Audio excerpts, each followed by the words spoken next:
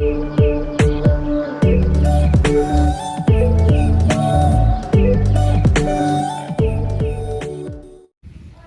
लोगोफोर खुलुमबाय बयनिसिमबो नोंथांमोन बयखौबो आंनि चेनेलावहाय बरायबाय ओमफ्राय दिनैहाय 8 फेब्रुवारि दिनै केस्टारनि बार्थडे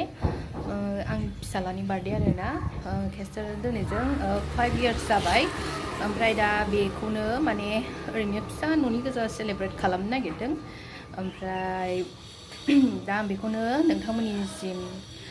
जा हायो दिनै आं बेखौ दिन्थिनो होननानै माने बे ब्लगखौ लाबोनाय जादों आरोना ओमफ्राय ब्लगखौ स्टार्ट खालामनायनि सिगाङावनो नोंथांमोनहा अननानै भिडिअखौ जोबजासिम नाय आं बेखौ बुंग्रोबाय आरोना ओमफ्राय भिडिअखौ लाइक खालाम ओमफ्राय चेनेलखौ अननानै साबस्क्राइब खालामना होबानो जाबाय होमबा आङो दिनैनि ब्लगखौहाय स्टार्ट खालामसै बेलुन सुगासिनो नै लेथेर फेथेर जोबदार रुमानो केस्टार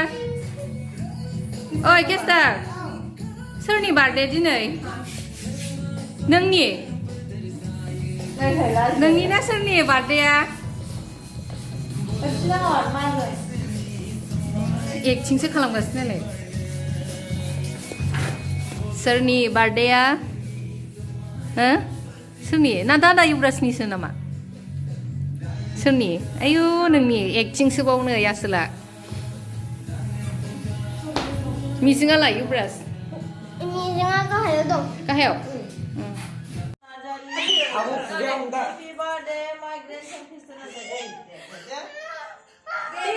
बिराद इन्टारेस्टिं लोगोफोर फिसालाया केकखौनो रावखौबो माने आखायाव हमनानै हाहोला आरोना गाव गोसो बायदि हाबाय केन्डेलखौबो माने जलायहोनानै थाब थाब खोमोरो ओमफ्राय गावनो हायो गावनो सोलायो गावनो हायो गावनो सोलायो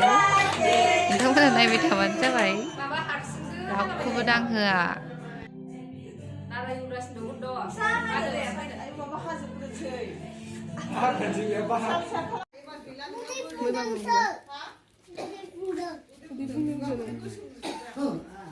युब्रास